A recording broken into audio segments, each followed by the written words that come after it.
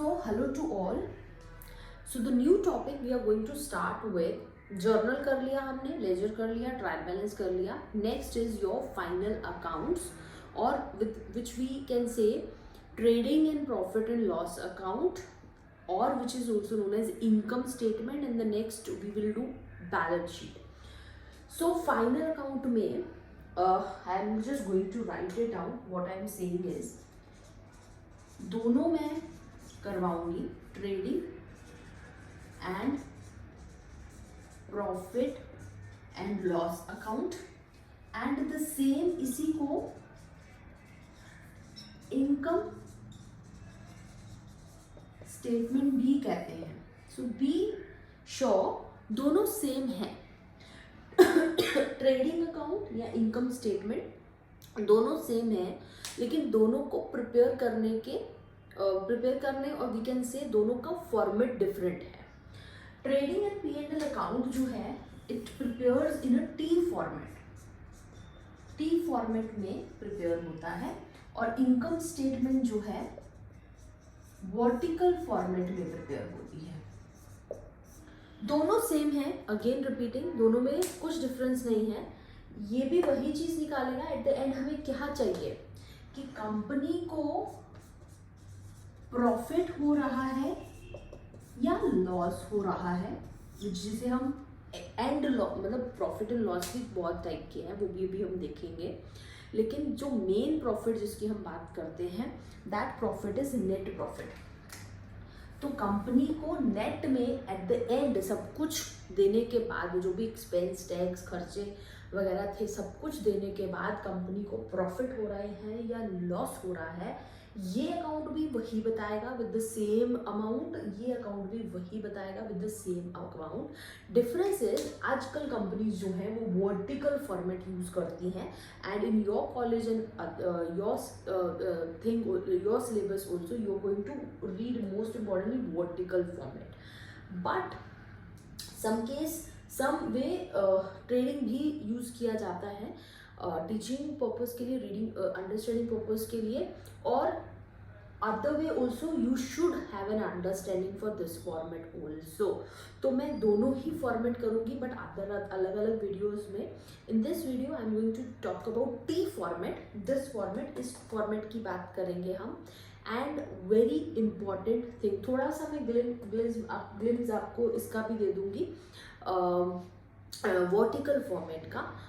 But जो T format है, T format में भी हम इस वीडियो में only and only we are going to talk about trading account. अभी आपको मैं बता देती हूँ. वैसे तो देखिए, अगर आप वर्टिकल फॉर्मेट में जाते हैं इनकम स्टेटमेंट में, जो आपका फॉर्मेट रहेगा लाइक दिस, आप क्या करेंगे, सेल्स लेंगे माइनस COGS करेंगे, आपके पास यहाँ पे ग्रॉस प्रॉफिट आ जाएगा. क्या आ जाएगा? ग्रॉस प्रॉफिट आ जाएगा. ठीक है जी. और इस ग्रॉस प्रॉफिट को हम EBDIT भी बोलते हैं, EBDIT. ठीक है जी. ज़्यादातर ये वर्टिकल फॉर्मेट की बात कर रही हूँ तो इसको EBIT बोलेंगे. यहाँ पे ट्रेडिंग अकाउंट में हम इसको ग्रॉस प्रॉफिट बोलेंगे. तो ये आपका यहाँ पे ख़त्म हो गया. ठीक है, ये वर्टिकल फॉर्मेट है, उसमें ये आपका खत्म हो गया. ये ट्रेडिंग अकाउंट यहाँ पे खत्म हो गया. आपने सेल्स ली, COGS लिया, ग्रॉस प्रॉफिट लिया, आंसर आपका. ट्रेडिंग अकाउंट में प्रॉपर COGS क्या है, कॉस्ट ऑफ गुड्स सोल्ड, उसकी एक एक आइटम लेके हम उसको कैलकुलेट करेंगे. सो ये आपको मैंने बता दिया वर्टिकल फॉर्मेट में how it going to look like your trading account. Sales minus COGS is going to be answer for your trading account. Now final account का, P&L अकाउंट का वेरी इंपॉर्टेंट रूल और profit निकालने का very important rule, जब हमने rules किए थे traditional classification के, at that time I told you nominal accounts का रूल. अगर आपको याद हो, नॉमिनल अकाउंट का रूल क्या कहता है, debit all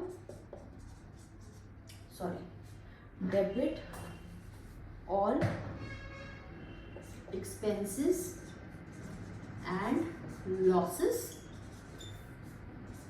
credit all incomes and gains. ये आपका रूल है नॉमिनल नेचर का। डेबिट करेंगे कोई भी एक्सपेंस है या कोई भी लॉस है, क्रेडिट करेंगे कोई भी इनकम है या कोई भी गेन है। तो बहुत ध्यान से समझिएगा अकाउंट्स में कौन कौन सी टर्म अभी जो हमने ट्रायल बैलेंस में किया, क्या क्या इंपॉर्टेंट है अकाउंट्स में, जिसके अंदर सारे अकाउंट्स आएंगे। Expense, loss, incomes and gains, एक तो ये है।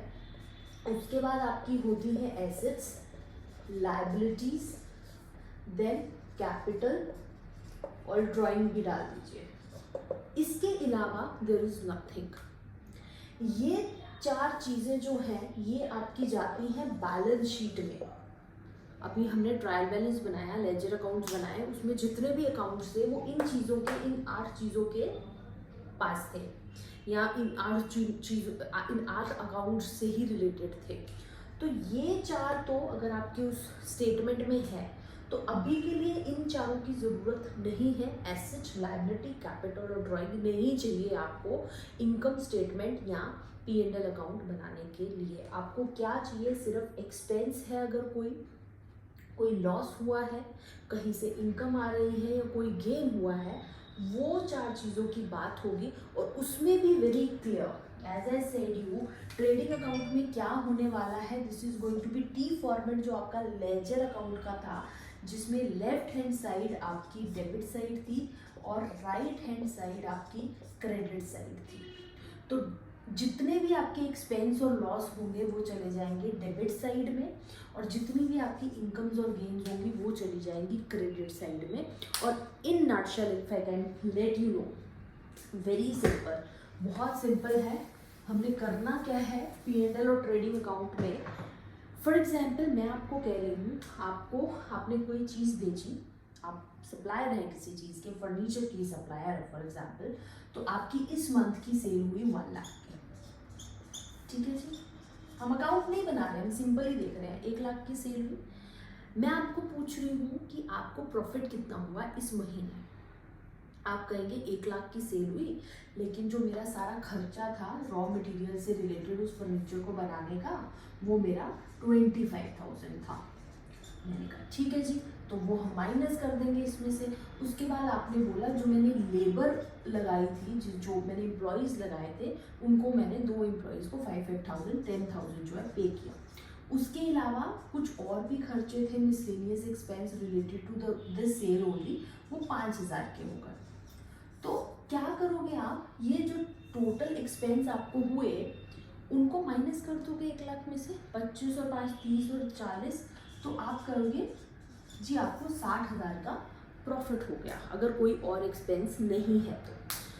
सो this is the case how we can calculate, और हाउ वी कैलकुलेट प्रॉफिट।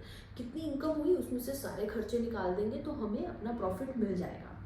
यही हमने करना है, लेकिन इन प्रॉपर स्ट्रक्चर, बिकॉज इधर तो सिर्फ एक ही सेल थी तो बात हो गई, लेकिन कंपनी जो बहुत बड़ी बड़ी होती है उनके बहुत सारे अकाउंट्स होते हैं, बहुत सारे एक्सपेंस, बहुत सारी इनकम, बहुत कुछ ऊपर नीचे का होता है जी। और other than that also SEBI and the government also says कि you have to prepare final accounts for the employees, for the customers, for the creditors, for the investors, or and for the taxation purpose of the economy। ठीक है जी। सो अभी हम बात करेंगे trading account की straight forward, trading and profit and loss account. Trading account में trading से रिलेटेड चीज़ें या ट्रेडिंग से रिलेटेड जो भी अकाउंट्स होंगे उनको हम डालेंगे। अब ट्रेडिंग क्या होता है, परचेज और सेल जो हम करते हैं, that is come under trade, purchasing and selling. तो purchases of goods related to manufacturing और sales of goods, very simple, ये दोनों आपकी कैटेगरीज आएंगी किसकी, ट्रेडिंग अकाउंट की। सेकेंड इंपॉर्टेंट थिंग जो आपका आने वाला है दैट इज योर एक्सपेंसेस। अब एक्सपेंसेस में भी there are 2 types of expenses, direct and indirect expenses. उनके बारे में मैं बताऊंगी आपको, क्योंकि वो भी थोड़ा डीप पॉइंट है। Before that I just let you know more thing, हम क्या निकालने वाले थे, प्रॉफिट। अब प्रॉफिट जो है, there is going to be levels of profits, gross profit, ये ग्रॉस प्रॉफिट जो है आपको ये अकाउंट दे देगा। ट्रेडिंग अकाउंट जब आप बनाएंगे आपको ग्रॉस प्रॉफिट मिल जाएगा।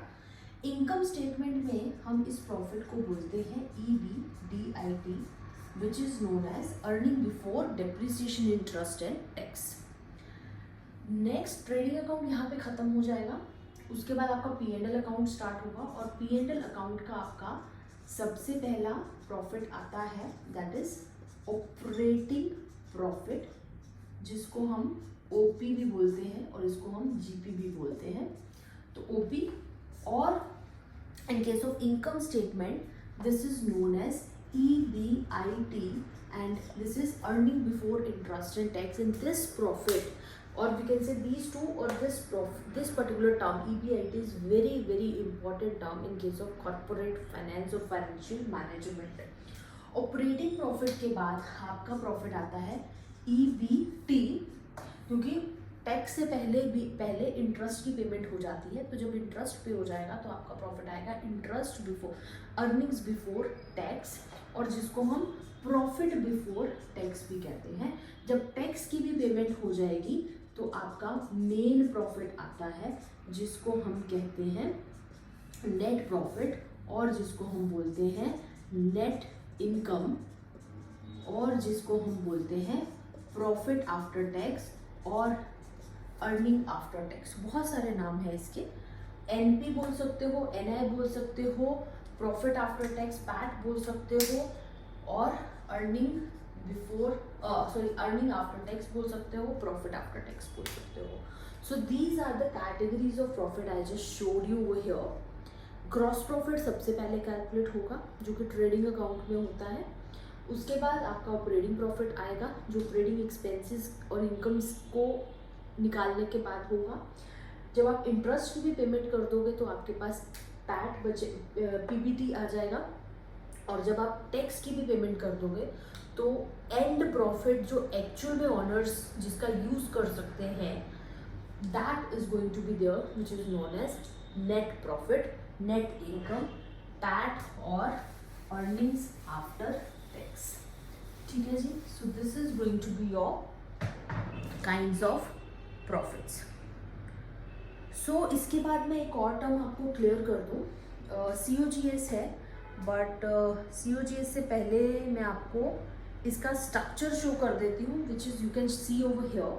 ट्रेडिंग अकाउंट का this is the structure, where debit side you are going to write it down opening stock and then purchase में से माइनस होगी कोई परचेज रिटर्न है अगर तो नेट परचेज बचेगी। Then direct expenses where it is mention factory और manufacturing expenses. उसके बाद क्रेडिट साइड पे आपके आती है टोटल सेल्स। टोटल सेल्स में से अगर कोई सेल्स रिटर्न है माइनस कर दोगे, नेट सेल्स आ जाएंगी। उसके बाद आपका आता है क्लोजिंग स्टॉक, और जब दोनों यही 5 चीज़ें आएंगी, जब इस अकाउंट का बैलेंस कर दोगे आप, मैंने प्रॉफिट्स की बात करी, वो लॉस भी हो सकते हैं, नेम चेंज हो जाएगा, ग्रॉस लॉस हो जाएगा, नेट लॉस हो जाएगा। तो जब आप बैलेंस करोगे, अगर तो आपका credit side is bigger than, मतलब आपकी इनकम साइड ज़्यादा है, तो इट ऑब्वियसली मीन्स कि आपको प्रॉफिट हुआ है, जिसका नाम हो जाएगा ग्रॉस प्रॉफिट। अगर आपके एक्सपेंस साइड ज़्यादा है तो obviously that is going to be loss, तो उसको आप नाम दे दोगे ग्रॉस लॉस का। This is what it goings to be look like gross profit. Left hand side is debit side, right hand side is credit side. Left side में सारे expense and loss आएंगे, राइट साइड पे आपके सारे incomes and gains आएंगे। So this is done. अब मैं आपको एक बात यहाँ पे बता दूँ, बात है opening stock and closing stock की। ओपनिंग स्टॉक क्या होता है, जैसे मैंने अगर तो नई कंपनी है तो स्टार्टिंग का आपका जो भी आपका स्टॉक आएगा वो ओपनिंग नहीं होने वाला है। लेकिन फॉर एग्जांपल मेरी ऑलरेडी कंपनी है तो पिछले साल का जो बचा हुआ स्टॉक होगा, इस साल का जब मेरा 1 जनवरी या 1 अप्रैल से अकाउंट स्टार्ट होंगे, पिछले साल अगर कुछ स्टॉक बचा था तो उसको, जैसे फॉर एग्जांपल आज आपने आप वेजिटेबल वेंडर की बात करते हैं, वेजिटेबल वेंडर आज के दिन जितना बेचा सो बेचा, नेक्स्ट डे वो उस चीज़ को फेंक तो नहीं देगा, ये तो फिर पेरिशेबल गुड्स है, we are talking about the others also, तो वो अगले दिन के लिए उसका ओपनिंग स्टॉक हो जाएगा, वो उसका भी यूज़ करेगा सेलिंग में। तो वही बिजनेस में भी रहता है, पिछले साल का कुछ स्टॉक बचा होगा, इस साल आप उसको लेके चलोगे, that is going to be your opening stock. और क्लोजिंग स्टॉक इस साल पूरा यूज करने के बाद अगर कुछ बचता है तो वो क्लोजिंग स्टॉक हो जाएगा। तो यही क्लोजिंग स्टॉक अगले साल ओपनिंग स्टॉक बन जाएगा, और यही ओपनिंग स्टॉक उसी साल अगर कुछ उसमें से परचेज सेल होने के बाद बचता है तो आपका क्लोजिंग स्टॉक बन जाएगा। So this is what is going to happen. एक और चीज़ मैं बता दूँ, now you can see here the list of direct expenses. I told you there will be two types of expense, direct and indirect. Direct expense जो रहेंगे आपके, ये आपके ट्रेडिंग अकाउंट और आई कैन से जब आपने COGS की calculation करनी है उसमें डायरेक्ट एक्सपेंस आते हैं। COGS क्यों वर्ड यूज किया? अगर आप इनकम स्टेटमेंट का यूज कर रहे हो तो COGS की कैलकुलेशन में डायरेक्ट एक्सपेंस आएंगे, इनडायरेक्ट नहीं आएंगे। और इनडायरेक्ट एक्सपेंस जो है, अब इनडायरेक्ट एक्सपेंस कैसे समझ सकते हैं? जो डायरेक्ट एक्सपेंस में आपने यूज़ नहीं किया, मतलब जो आप ट्रेडिंग अकाउंट जब आप बना रहे हो, जो उनसे एक्सपेंस आपने ले लिए और जो उनसे नहीं लिए, वो सारे एक्सपेंस आपके इनडायरेक्ट नेचर के हो जाएंगे। Now it is important to understand what is direct and indirect, otherwise also direct expense, क्योंकि हम ट्रेडिंग अकाउंट की बात कर रहे हैं, तो डायरेक्ट एक्सपेंस कौन से होंगे? वो एक्सपेंस जो कंपनी की जो मैन्युफैक्चरिंग कर रहे हैं उसमें मैन्युफैक्चरिंग के टाइम पे जो एक्सपेंस हो रहे हैं, और फैक्ट्री में जो एक्सपेंस हो रहे हैं। प्रोडक्शन, मैन्युफैक्चरिंग और प्रोडक्शन में कोई डिफरेंस नहीं है, बट कई बार वर्ड्स यूज किए जाते हैं, तो आई am just writing it down. Production के टाइम पे जो यूज हो रहे हैं, जो आपके एक्सपेंस हो रहे हैं, या आप परचेजेस कर रहे हो उस टाइम पे आपके कोई एक्सपेंस हो रहे हैं। कोई भी एक्सपेंस जो मैन्युफैक्चरिंग के टाइम पे हो रहा है, प्रोडक्शन के टाइम पे हो रहा है, परचेजेस के टाइम पे हो रहा है, या फैक्ट्री में हो रहा है, those expenses are going to be in direct nature. Direct nature जो डायरेक्टली रिलेटेड है कंपनी की प्रोडक्शन या मैन्युफैक्चरिंग से। इनडायरेक्ट हो गए उससे अलग। अब एग्जाम्पल दे देती हूँ, लाइक आपने मैन्युफैक्चरिंग करते टाइम जो एम्प्लॉयज़ का यूज़ किया, जो उन एम्प्लॉयज़ उसको मैन्युफैक्चरिंग में आप एम्प्लॉयज़ लगाए हुए हैं जो मैन्युफैक्चरिंग कर रहे हैं, अब उनको आप जो वेजेस देंगे, जो एम्प्लॉयज़ लगाए हुए हैं उनको आप तनख्वाह देंगे, उनको आप पैसे देंगे, जिसको हम वेजेस कहते हैं फैक्ट्री एम्प्लॉयज़ को। तो ये वेजेस जो एक्सपेंस है ये आपका कहाँ आएगा? ट्रेडिंग अकाउंट में, या कहाँ आएगा? COGS की कैलकुलेशन के टाइम पे। सिमिलरली और कौन से एक्सपेंस हो गया? जैसे आपने परचेज करी, परचेज तो आपकी आ गई ट्रेडिंग में, बट परचेज के टाइम पे आपने क्या किया? जहाँ से परचेज किया उसने कहा जी ये लोडिंग अनलोडिंग के भी चार्जेस आपको देने पड़ेंगे, या आपको अगर ये आपके शॉप तक चाहिए, आपकी फैक्ट्री तक चाहिए, तो हम आपको डिलीवर कर देंगे। तो वो जो कार्टेज एक्सपेंसेस हुए, वो cartage expenses, cartage you can say, और कैरेज एक्सपेंसेस जो हुए, ये भी आपके कौन से नेचर के हुए? आपके direct expenses. So this is the case what I written over here, ये आपके डायरेक्ट एक्सपेंसेस हो जाएंगे। Now if you can see over here, this is the list, I will just repeat it out. अब मैं एक और चीज़ बता दूँ, किसी भी एक्सपेंस के आगे प्रोडक्शन, मैन्युफैक्चरिंग, फैक्ट्री एक्सपेंस या परचेज रिलेटेड एक्सपेंस लिखा है, कुछ नहीं देखना, वो ट्रेडिंग अकाउंट या COGS की कैटेगरी का एक्सपेंस है। Done. So if you can C commission और ब्रोकरेज लिखा है और एंड में लिखा है परचेज ऑफ गुड्स, तो ये कौन सा हो गया आपका? Direct expense. Freight, cartage, carriage charges, ये बड़े ध्यान से देखना, क्योंकि ये चार्जेस कई बार हम P&L में डालते हैं और कई बार ट्रेडिंग में डालते हैं, तो स्टूडेंट्स कंफ्यूज हो जाते हैं कि जब मन करा आपने ट्रेडिंग में डाल दिया, जब मन करा आपने P&L में डाल दिया। एक चीज़ अंडरस्टैंड कीजिएगा, आप कहीं पे भी डालिए एक्सपेंस को, आपका जो प्रॉफिट है ना वो सेम ही आएगा। Profit is going to be same. कौन सा प्रॉफिट? मगर नेट प्रॉफिट, ग्रॉस प्रॉफिट नहीं। आपका प्रॉफिट, नेट प्रॉफिट या नेट लॉस सेम आएगा, कहीं पे भी उठा के एक्सपेंस को डाल दीजिए, लेकिन वो गलत होगा, बिकॉज आपकी सारी कैलकुलेशन हिल जाएगी। Gross profit, operating profit, PAT वगैरह सब डिफरेंट हो जाएंगे। सो अब फ्रेट, कार्टेज और कैरेज की बात कर रही हूँ, ये वो एक्सपेंसेस अगर गुड्स ब्रिंगिंग इन हो रही है, जो मैंने बोल्ड कर रखा है। ब्रिंगिंग इन का क्या मतलब है? अगर आपकी गुड्स कंपनी में आते टाइम उसके ऊपर फ्रेट कार्टेज कैरेज लग रहा है तो वो ट्रेडिंग अकाउंट में एक्सपेंस आएगा, वो डायरेक्ट एक्सपेंस है। और वो पता कैसे चलेगा, कंपनी में आ रही है, इन एक्सपेंसेस के आगे इनवर्ड्स लिखा होगा, freight inwards, cartage inward, carriage inward, किसी के भी आगे इनवर्ड लिखा है तो वो डायरेक्ट है, आउटवर्ड लिखा है तो वो जाने के टाइम पे है। जब आपने जाने के टाइम पे मतलब आपने सेल करी, तो जो आपका जिसने वो जिसको आपने सेल करी है उसको वो आपको एक्सपेंस देगा, तो वो आपके इनडायरेक्ट नेचर के हो जाएंगे, परचेज से रिलेटेड वाले हैं। क्लियर?